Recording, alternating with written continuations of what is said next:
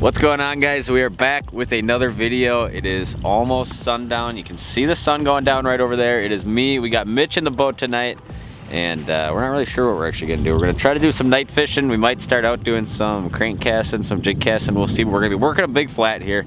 These fish have been relatively inactive for most of the day, and we're hoping to capitalize on the biggest window of the day right now. A lot of times if you have a tough day, these fish are way up shallow and they're just being real finicky. The last hour of the day and into the night can be the time, so stay tuned. We're gonna get to fishing, hopefully catch a bunch of walleyes tonight, and tell you how we're finding them and how we're catching them. All right, guys, we are hooked up on the first one. We're actually just setting up, and we were kind of like doing a big turn here, and right away a board got hit and that wasn't even moving. So I already know I'm gonna get tangled on this, but we're just gonna accept the fact that that's gonna happen. Very inopportune time to get a bite. Hey, what do you do? I'm not even sure which line this could possibly even be around. We're just gonna go for it. We're just gonna crank him right in.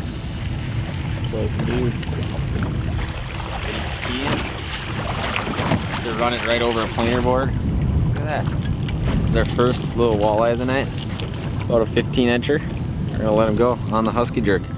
Totally sitting still. You know, a lot of times you can kind of pay attention to the speeds you're running. If you keep getting bit on corners, you know, if it's on that outside corner, that bait's going faster. If it's in your inside slackline corner, that bait's going slower. And then a lot of times that'll kind of tell you what you do. And a lot of times if you just keep S-curving, you can imagine that bait going fast and slowing down, fast and slowing down. And that's a great triggering quality early in the spring like this.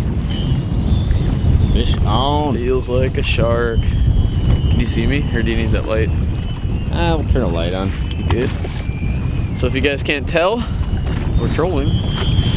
We're trolling. We actually did catch a little one casting, but yeah, it was pretty much already getting dark by when we came out here.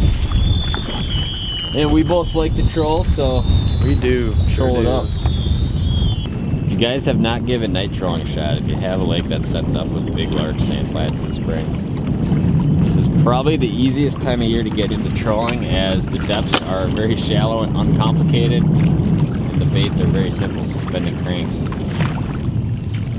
Generally, it goes down in the low light hours.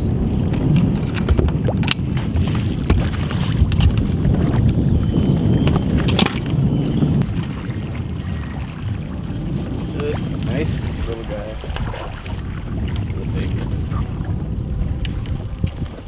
Yeah, nice little walleye there. Nothing big yet. We are catching them, and we pretty much just started. We just started, so plenty of time to get some bigger ones. Oh, there he goes. Made a little mess on the seat, Tom. Get a shot of that. All right, y'all. Another one. Hooked up. I'm not gonna bore you with any talking. Just gonna straight crank, man. Actually, my specialty. What a sound. I love when you reel them in with a flicker on. I know you do. I won't do that. That's torture. So, same one. All three walleyes, same board. You know what that means? We need more black and gold. That means this thing is moving the right way. You think it's nicer? I don't know. Hasn't popped up yet. Could be. Feels like it. Decent little 16, 17-incher. Good eater if you were gonna keep any. Look at that one. Nicer fish there. Nothing crazy big, but we gotta put more black and gold on. That husky jerk is a killer up here for me. All right, like Tom said earlier, if you have not tried this yet, daylight or dark, you're absolutely missing out. Super, super simple. Actually, I can't say that. It takes a little while to get used to it, but yeah, once you get the hang of it, it is honestly pretty easy and it's so effective. You cover so much water, and your chances just go up so much higher. Northern Wisconsin doesn't set up good in every lake for doing this, just because you might not have big shallow flats in every single lake you fish. But if you have a big sand flat or a big rock flat, big gravel flat, that's kind of that 5 to 12 feet deep, and it's big enough to really troll on, it will probably work good for you. And there's the reward right there. Yeah. Hold that sucker up. Trying to freaking get a hang of this boy. Yeah, nice fish. Beauty. Get him back, huh? Take him. All right, so what are some of the kind of specifics on this bite? Well, generally, it's mostly a spring thing. Some areas will have this kind of bite like late in the fall too. The shallow water, night trolling up on rocks and sand type bite. It works a lot better for where I'm at in the spring. But basically, anytime you got water temps from when those fish are spawning to like mid 50s is kind of when this bite's at its best. And a lot of times in the Hayward area, northern Wisconsin, northern Minnesota, you're talking basically into late May is basically when this stuff goes down. Right now we have a lot of spawning going on. Fish are basically either pre-spawn or spawning. There's probably a few post-spawn fish, but the spawn's like happening right now, right? And this bite will get a lot better when these fish go post-spawn. You'll start seeing a lot more of those bigger females showing up, and just a lot more fish in general. Right now you can tell their minds are just so on the spawn that it can be tough to get bites a lot of times, but we can literally hear like fish like splashing around on the surface when there's a lot of walleye spawning. The males a lot of times will kind of get up on the surface like that. But you know, if you guys are looking to get out and do this, it's definitely now till like that late May, maybe a little bit into June. And the best stuff of this bite's definitely yet to come, you know, especially when we start getting post spawn here in the next couple weeks. So if you're looking to get out and do it, great time. We'll definitely be doing a bunch more, and you guys will be able to kind of keep updated on how the bite's going and what's happening up here. All right, guys, we are hooked up on another one. It actually doesn't feel too bad, Mitchell. Nice. Actually, different board this time too. Yeah, we finally got bit on a different bait, which is always a good thing. Want me to unclip that, or you got it? I got it. Starting to lose my mind that we can only catch a fish on one board, which is never the goal when trolling. Oh, we got wrapped around an O-ring. There we go. But yeah, it does not feel too bad. Not a giant, but we'll take them. It is opening weekend. We kind of actually had a grinder of a day today. We caught some fish. Ooh, this is actually a nice fish. Not a big one. He's barely hooked. Actually, he's not hooked too bad. I realized since I came back from Green Bay, I am way under on probably a 21 my size guesses. Mitch is telling me that's about a 20-21. And the last fish we caught, I was like, oh, that's 15, 16, and it was a 19-incher, so this is not a bad walleye. Anywhere you go in northern Wisconsin, nighttime is the right time many times. This one actually came on that chrome blue, which is good to see. It just kind of slowed us down to basically a mile an hour. And we got that one to bite, but nice fish there. Male walleye. He's actually milking as I'm holding him, so I'm gonna let that one go. Beautiful fish. Great way to catch them. We'll let him go. Thomas, talk to me. Oh, we got another one on here, Mitchell. Actually lost a couple fish. Yeah, you can't see anything.